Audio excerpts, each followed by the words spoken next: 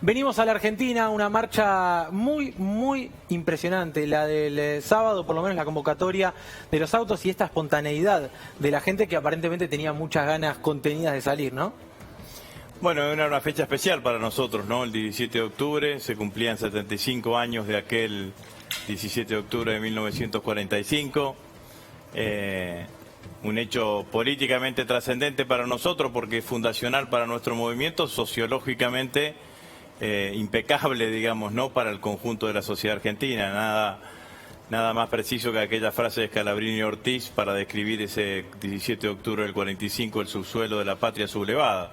Desde allí en adelante, nunca más los trabajadores volvieron al subsuelo y fueron siendo protagonistas de la vida política argentina, con sus avatares y demás. Nos tocaron en todo este tiempo diferentes octubres, ¿no? Octubres de mucha alegría, que fueron los momentos donde Perón en el gobierno, con los gobiernos de Néstor y de Cristina, y octubre, 17 de octubre de resistencia, los 18 años de Perón en el exilio, los 7 años de dictadura. El de este sábado, para mí, el sentido político era de un fuerte apoyo a la gestión que está llevando adelante el presidente de la Nación, Alberto Fernández, y me parece que el sentido político de este 17 de octubre tiene que ver fundamentalmente con eso, ¿no? Hoy el gobierno se levantó con una espalda un poco más ancha después de la marcha del sábado. Siempre las movilizaciones populares significan cosas en la Argentina. Esto es así, más para un movimiento como el nuestro, que siempre nosotros ideológicamente reconocemos que parte del debate público, parte del debate político se da en las calles, se da en las plazas, se da en las asambleas, se da en las asambleas populares. Se había instalado, lo había intentado instalar la oposición de que el peronismo había perdido las calles, que el peronismo había perdido capacidad de movilización. Bueno, nada de eso sucedió, quedó absolutamente establecido, pero también me parece importante hacer una reflexión, ¿no? sobre esta oposición que tiene 6 marchas ya realizadas en 10 meses de gobierno, de los cuales 7 fueron pandemia. También hay que precisar un poco, porque nosotros vivimos en democracia y la democracia tiene un momento sublime, como tuvieron los bolivianos el domingo 18, que es el momento de las elecciones. Y en la Argentina se votó hace un año atrás y ganó y ganó contundentemente Alberto Fernández. Y el expresidente Macri fue el primer presidente desde que se reformó la Constitución en 1994 y se permite la reelección, que se presentó a reelección y no la consiguió. No solamente no la consiguió, sino que no consiguió llegar a la segunda, en primera vuelta. No consiguió llegar a segunda vuelta. Si hubiesen hecho las cosas bien, la Argentina lo hubiese seguido acompañando a Macri. No hicieron las cosas bien. La gente dijo, no queremos más Macri en la Argentina. Queremos otra alternativa, otro proceso político. Entonces, la verdad es que lo que hay que decirle a los opositores, que perdieron las elecciones porque no quisieron, no supieron o no pudieron resolver los problemas de las Argentinas. Entonces dejen ahora que el presidente de la Nación, que fue elegido democráticamente en octubre pasado, intente resolver los problemas que ellos no pudieron resolver. Porque es ilógico lo que hoy te pares con un dirigente opositor y te hable como si los 4 años de gestión de Macri no hubiesen sucedido. Sí, eso es impresionante. No hubiese pasado nada. Entonces hay que decirlo con claridad. Nosotros tuvimos que gobernar 7 meses con pandemia. Nadie, ni nosotros, ningún argentino, en ningún lugar del mundo hubiese imaginado una situación de estas características.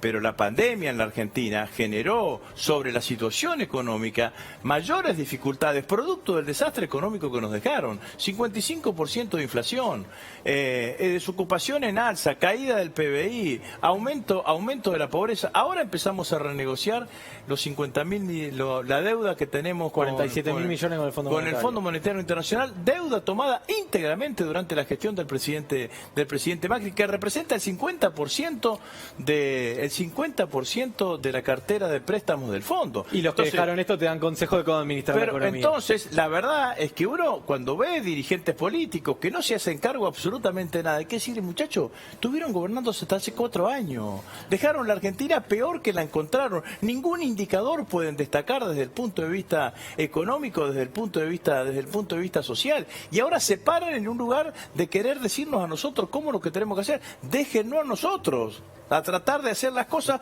que ustedes no hicieron. porque si las hubiesen hecho, los argentinos los hubiesen votado y hubiesen seguido gobernando ustedes. Mauro Fulco. Ministro, analizando este contexto de no hacerse cargo, ¿a qué atribuye el resurgir mediático de Mauricio Macri y si tiene que ver con este no hacerse cargo? Bueno, es la expresión más nítida del no hacerse cargo. No hay una referencia de Macri a responsabilidades que le son propias en el marco de la administración del país durante 4 años de gestión. Siempre le echa la culpa a terceros. No fue nunca psicólogo el muchacho, digamos. Siempre le echa la culpa absolutamente a terceros. No hay ninguna responsabilidad en las decisiones económicas que tomó Macri durante estos cuatro años. 3,5, porque gobernó hasta el 11 de agosto. No, bueno, esa es otra. La verdad que es hermoso esto, digamos, ¿no? Decir que yo goberné hasta que perdí las PASO. ¿Y qué hiciste? Que me empezó a ir mal y entre las PASO y las generales solamente se me fueron 23.000. Facilité que se me hayan ido 23.000 millones de dólares, que fue la fuga que tuvimos entre las PASO y las generales, porque el cepo lo puso después de las generales.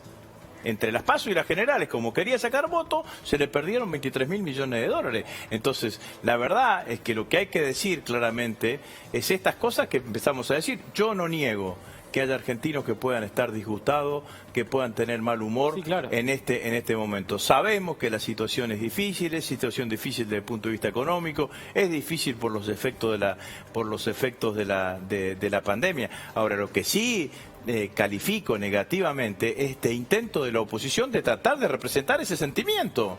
Porque ese sentimiento es producto generado, entre otras cosas, por el fracaso que tuvieron ellos durante 4 años de gestión.